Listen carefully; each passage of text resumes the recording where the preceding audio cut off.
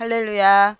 네, 오늘도 아름다운 교회 주일 예배 오신 여러분을 주님의 이름으로 사랑하고 축복합니다.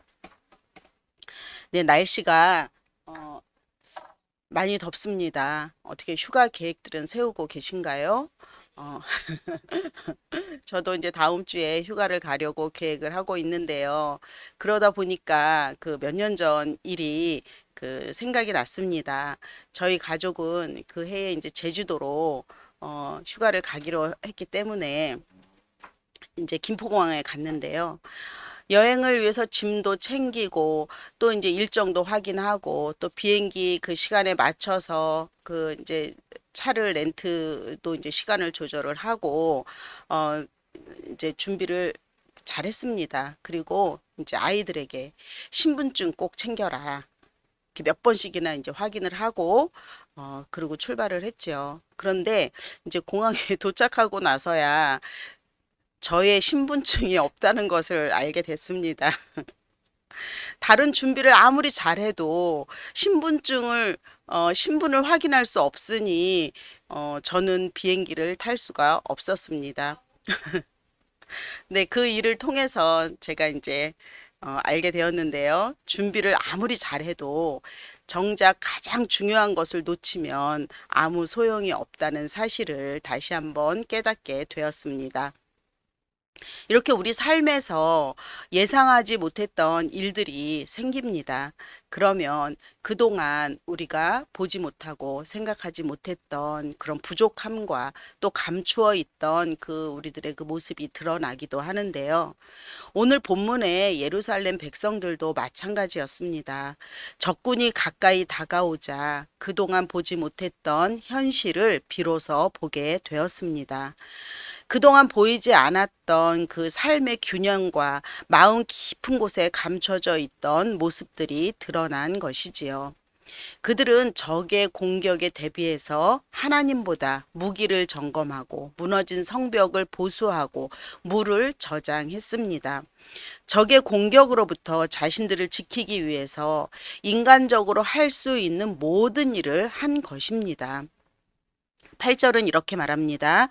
그가 유다에게 덮였던 것을 벗김에 그날에야 내가 숲을 곳간의 병기를 바라보았고, 하나님은 삶의 여러 가지 상황을 통해 우리가 미처 보지 못했던 모습들을 드러내십니다.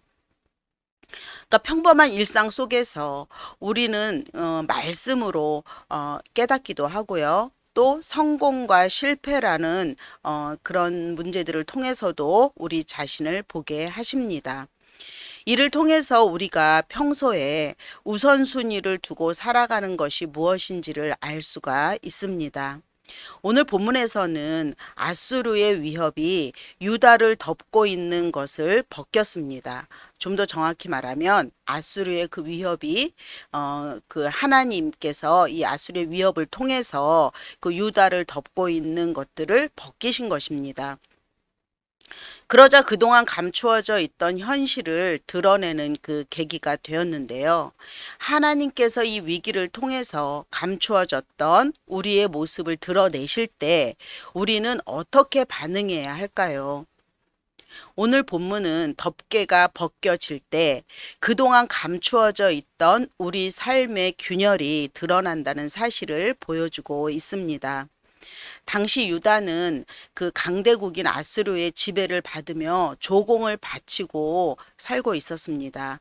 그러나 유다의 독립을 원했던 히스기야 그가 왕이 되고 나서 아수르의 지배를 거부하자 아수르 왕 사네립이 대군을 이끌고 유다를 침공한 것입니다.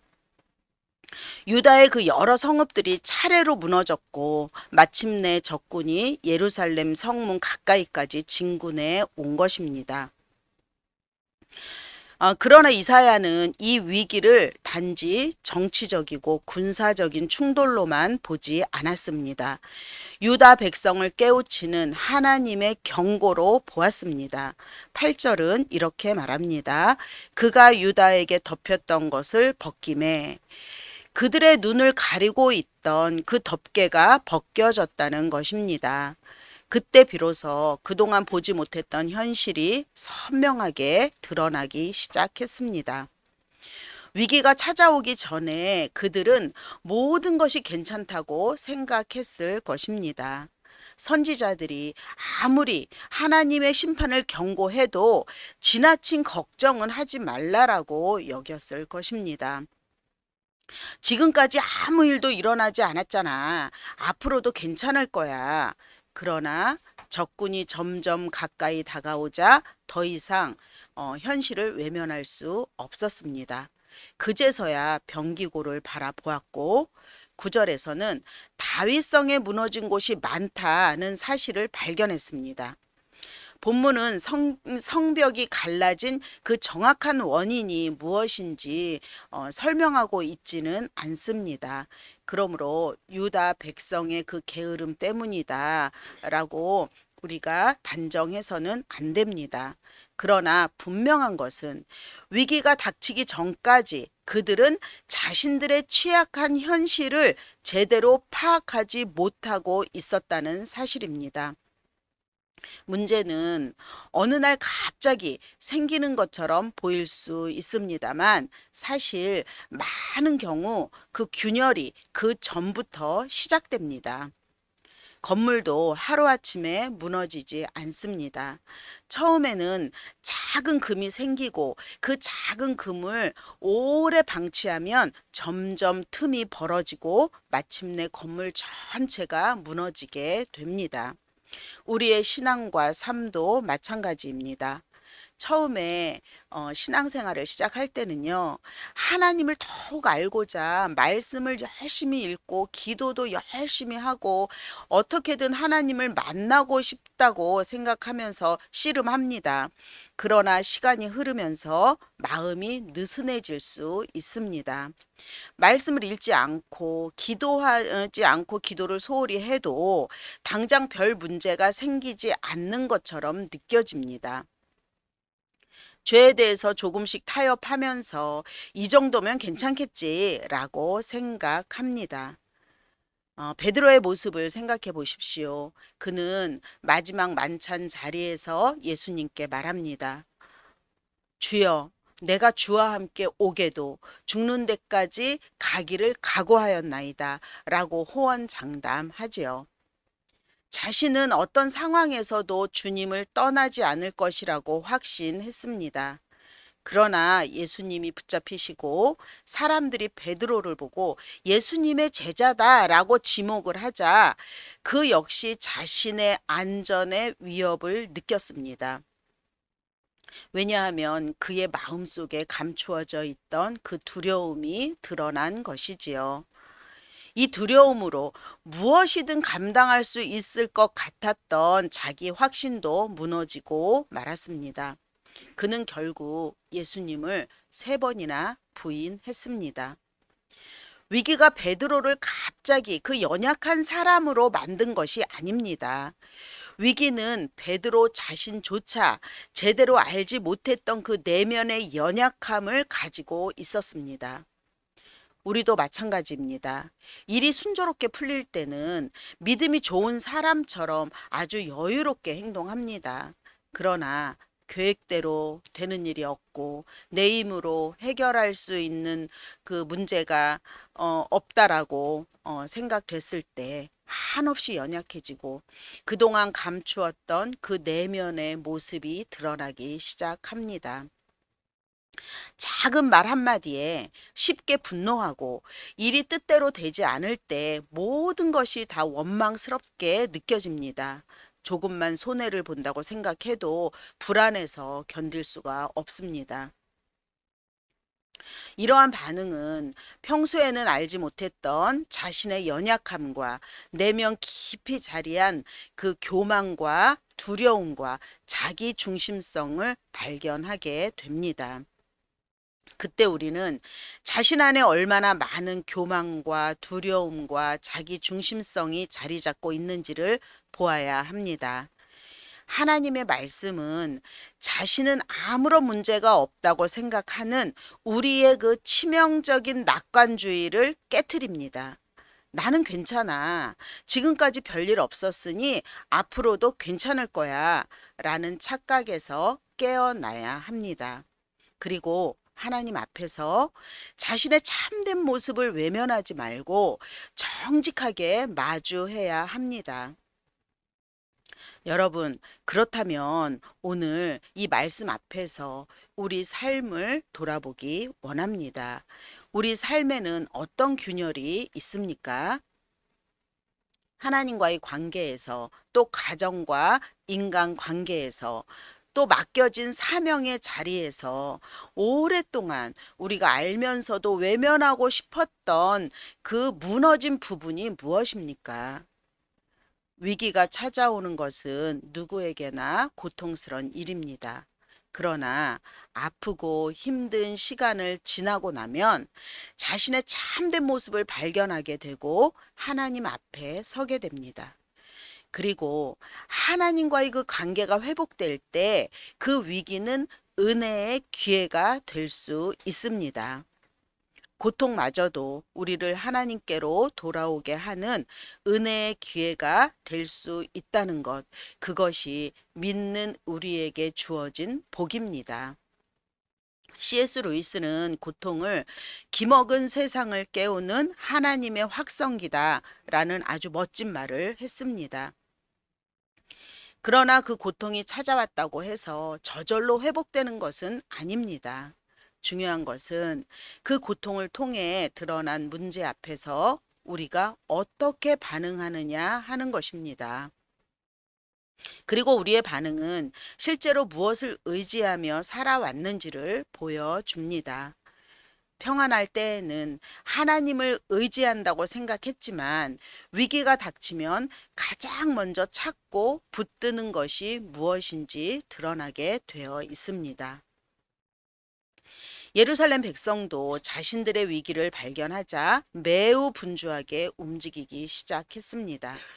8절에서는 숲을 곡간의 병기를 바라보았습니다. 그 숲을 곡간이라는 것은 솔로몬이 레바논의 백향목으로 지은 건물을 가리키는데요. 그곳에는 전쟁에 사용할 방패와 여러 무기들이 보관되어 있습니다. 적군이 가까이 다가오자 예루살렘의 지도자들은 가장 먼저 그 병기고를 살피고 대책을 세웠습니다. 자신들에게 어떤 무기가 있으며 무엇으로 적군을 막을 수 있을지를 점검한 것이지요.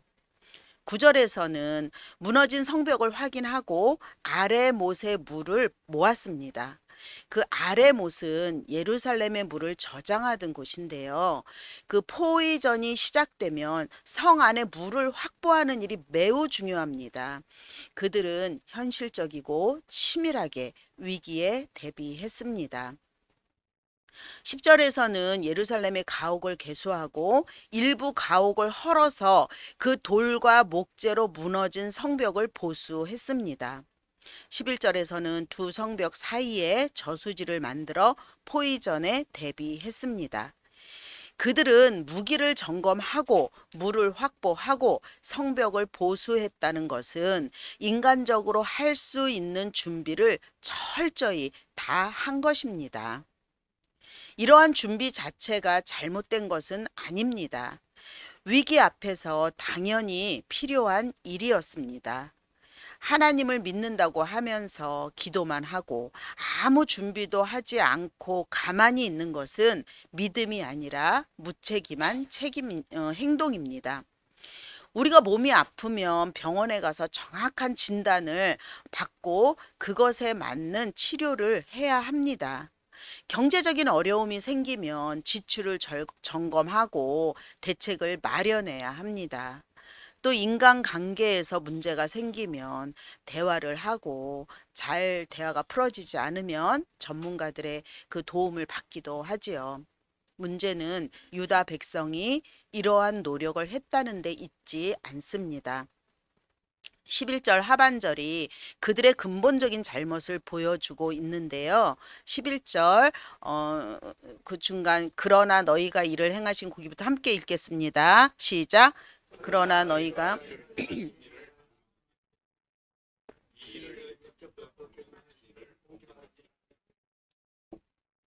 그들은 성벽의 상태는 세심히 살폈지만 하나님 앞에서 자신들의 영적인 상태는 살피지 않았습니다. 물은 모았지만 정작 생명의 근원이신 하나님께 도움을 구하지 않았습니다. 무기는 바라보았지만 역사를 다스리시는 하나님은 바라보지 않았습니다. 평소에는 제사를 드리고 절기도 지켰기 때문에 자신들은 하나님을 잘 믿고 있다고 생각했을 것입니다.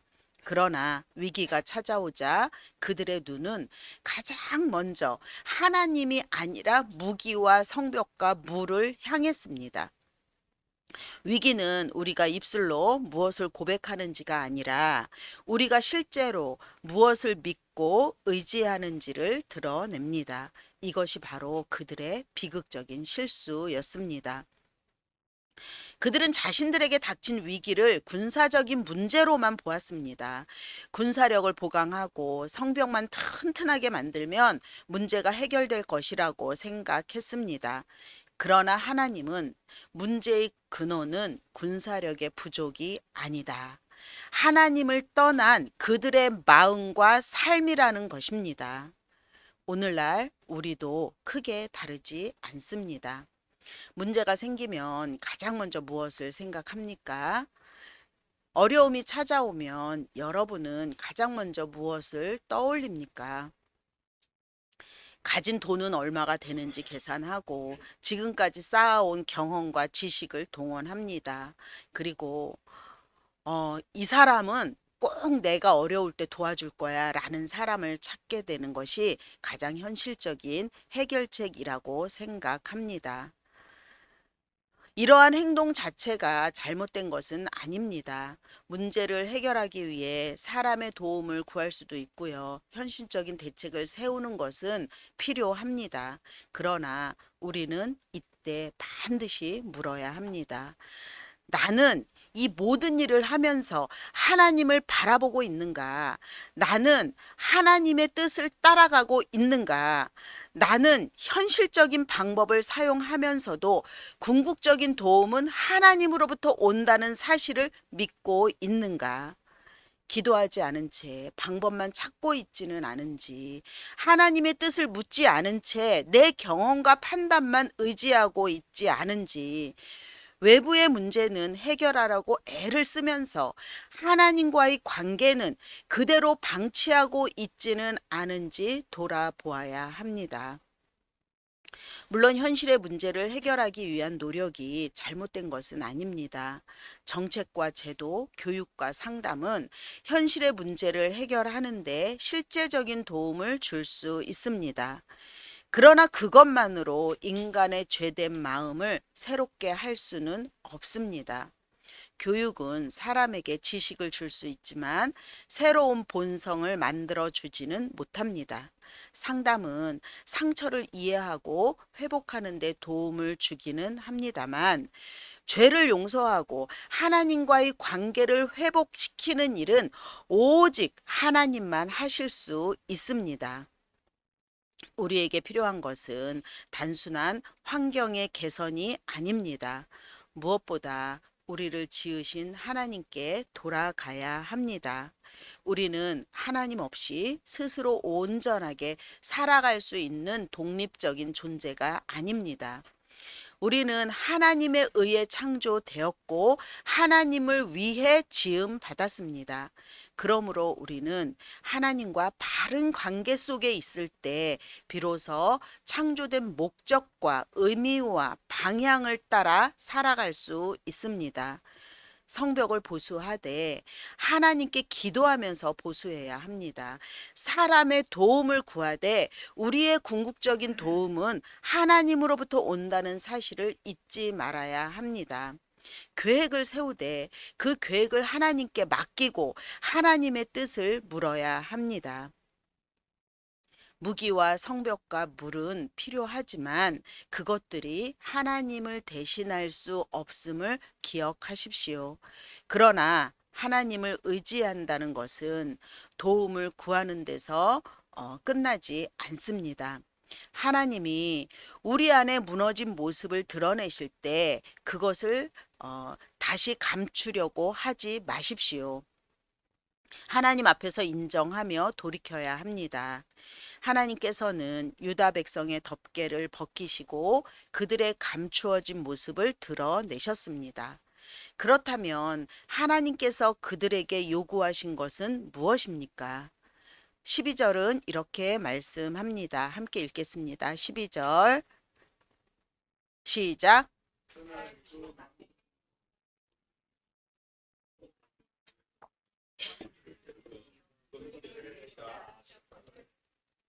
하나님께서 백성에게 요구하신 것은 또 다른 군사 전략이 아니었습니다. 더 많은 무기를 준비하고 더 높은 성벽을 쌓으라고 하신 것이 아니었습니다.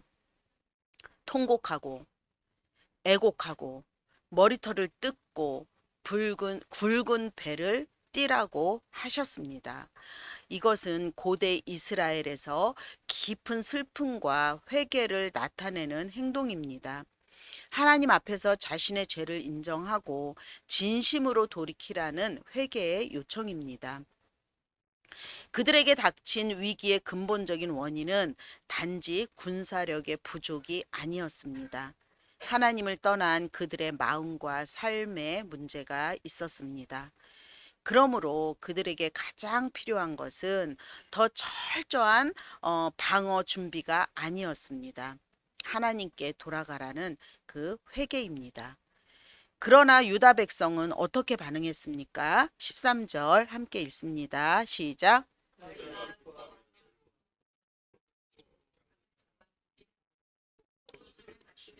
내일 죽으리니 먹고 마시자 하는도다. 하나님은 회개하라고 부르셨는데 그들은 오히려 먹고 마시고 잔치했습니다. 하나님께서 그들의 덮개를 벗기시고 죄와 무너진 현실을 보게 하셨습니다만 그들은 회개하기는커녕 자신들이 누렸던 삶을 포기하지 않았습니다. 오히려 먹고 마시는 것으로 자신들의 불안과 두려움을 다시 덮으려 했습니다. 하나님이 드러내신 것은 세상의 즐거움으로 다시 덮으려고 한 것입니다. 내일 죽으리니 먹고 마시자라는 말은 과연 죽음을 담대하게 받아들이는 용기 있는 태도로 보입니까? 아닙니다. 그것은 하나님께 돌아가기를 거부한 채 현실을 체념하고 쾌락으로 도피하려는 태도입니다. 그들은 이렇게 생각했을 것입니다. 어차피 죽을 인생, 회개가 무슨 소용이냐. 지금이라도 먹고 마시고 즐기자. 오늘날에도 사람들은 삶의 심각한 문제를 발견하면 하나님께 돌이키기보다는 다른 것으로 그것을 잊으려고 할 때가 있습니다. 허전한 마음을 달래려고 더 많은 소비를 하고 오락과 쾌락으로 잠시 불안한 마음을 잊으려고 합니다. 또 어떤 사람은 일 중독에 빠져서 일에 몰두하기도 하고 어떤 사람은 끊임없이 사람들을 만납니다. 그러나 정작 그 내면을 돌아보려고는 하지 않습니다. 그런 것들은 마음 깊은 곳에 근본적인 갈망을 해결해 주지 못합니다. 하나님만이 채울 수 있는 빈자리를 다른 것으로 채우려고 하면 할수록 그 공허함은 더욱 깊어질 뿐입니다. 잠시 그 공허함을 잊게 할 수는 있겠지만 마음 깊은 곳에 있는 그 갈증까지 해결해 줄 수 없기 때문입니다. 하나님께서 원하시는 것은 절망하며 모든 것을 포기하는 것도 현실을 잊기 위해 흥청거리며 즐기는 것도 아닙니다.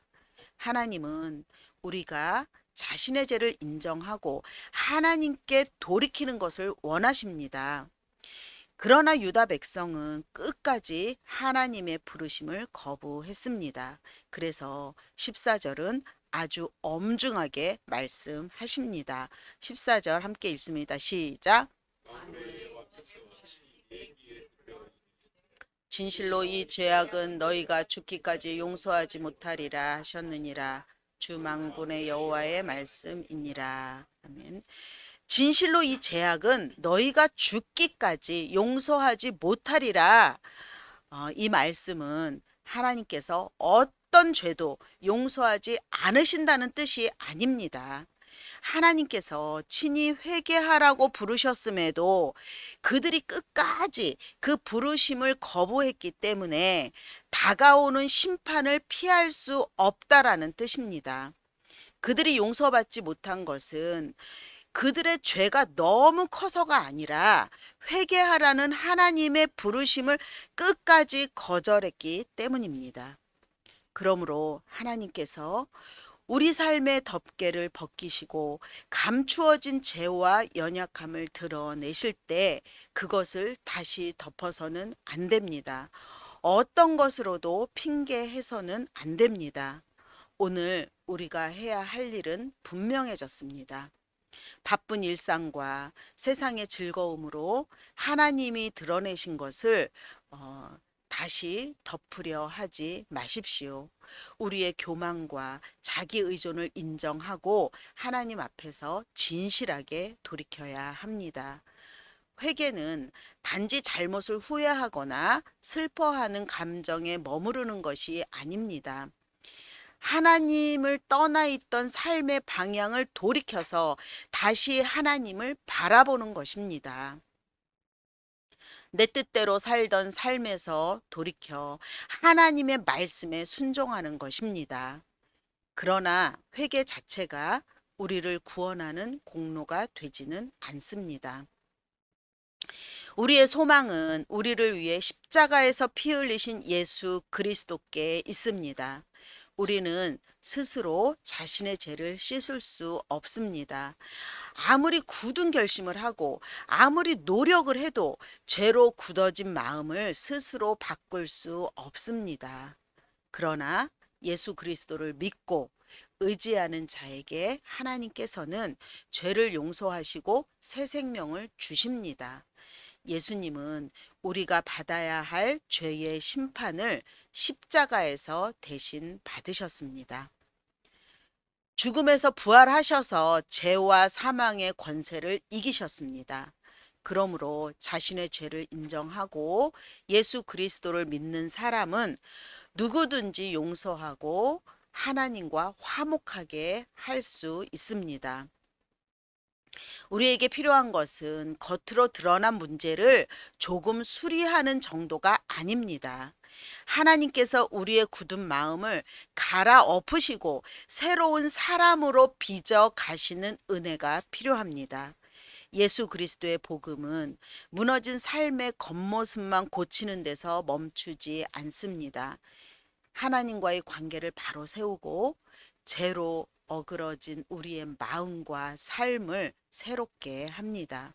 그리고 우리를 창조하신 목적을 따라 살아가도록 우리를 이끄십니다. 이것이 하나님이 우리에게 주시는 참된 회복입니다. 하나님과의 관계가 회복될 때 그 회복은 가정과 교회와 이웃과 삶의 자리로 흘러갑니다. 이것이 온전한 샬롬입니다. 제가 제주도 여행을 위해서 많은 것을 준비했지만 공항에 도착하고 나서야 정작 저희의 신분증이 없다는 사실이 드러났습니다. 그냥 공항이 문제가 아니라 이미 있던 준비의 그 빈틈이 드러난 것인데요. 오늘 본문의 예루살렘 백성도 마찬가지입니다. 위기가 찾아오자 그동안 감추어져 있던 무너진 성벽이 드러났습니다. 그들이 하나님보다 무기와 성벽과 물을 의지하고 있었다는 사실도 드러났습니다. 그러나 그들은 하나님께 돌아가지 않았습니다. 무기를 점검하고 물을 모으고 집을 헐어 무너진 성벽을 보수했습니다. 하나님께 도움을 구하지 않았습니다. 하나님 앞에서 자신들의 모습을 돌아보지도 않았습니다. 하나님이 덮개를 벗기셨지만 그들은 회개하지도 않았습니다. 먹고 마시는 것으로 다시 자신들의 모습을 덮으려 했습니다. 사랑하는 여러분, 위기는 단지 우리를 괴롭히는 사건으로 끝나지 않습니다. 위기는 우리 삶을 덮고 있는 것을 벗깁니다. 우리가 오랫동안 외면해온 그 균열을 드러냅니다. 우리가 무엇을 의지하며 살아왔는지를 어, 우리의 그 민낯을 보여줍니다. 입술로는 하나님을 믿는다고 말하면서도 실제로는 돈과 사람과 경험과 그 자신의 능력을 더 의지하고 있었다는 사실을 보여줍니다. 그때 우리는 드러난 문제를 다시 감추려고 해서는 안 되고 겉만 메우려고 해서도 안 됩니다. 물론 성벽은 보수해야 합니다. 필요한 계획도 세우고 사람의 도움도 구해야 하지요.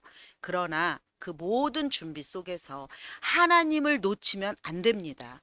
성벽을 보수하십시오. 그러나 먼저 하나님을 바라보십시오. 필요한 대책을 세우십시오. 그러나 하나님의 뜻을 물으십시오. 사람의 도움을 구하십시오. 그러나 궁극적인 도움은 하나님으로부터 온다는 사실을 잊지 마십시오. 하나님께서 오늘도 우리에게 말씀하십니다. 감추지 말고 내 앞에 내어 놓으라. 눈에 보이는 것만 의지하지 말고 나를 바라보아라. 우리 삶에 갈라진 틈을 감추지 마십시오. 감추면 감출수록 그 틈은 더 벌어져서 결국 우리 삶 전체를 흔들 수 있습니다. 교만과 자기 만족을 내려놓고 하나님 앞에 진실하게 회개해야 합니다. 그러나 우리는 자신의 힘만으로 무너진 삶을 온전히 회복할 수 없습니다. 그러기에 우리를 위해 십자가에서 피 흘린 예수 그리스도를 믿고 의지해야 합니다. 하나님께서는 그리스도 안에서 우리의 죄를 용서하시고 무너진 삶을 다시 일으키십니다. 그리고 하나님을 바라보며 살아가는 새로운 사람으로 세워 주십니다. 위기가 찾아왔을 때 낙심하거나 세상의 방법을 붙들지 마십시오. 하나님께서 덮였던 것을 벗기실 때 외면하지 마십시오. 드러난 균열을 하나님 앞에 내어놓고 하나님의 뜻을 구하며 예수 그리스도를 의지하십시오.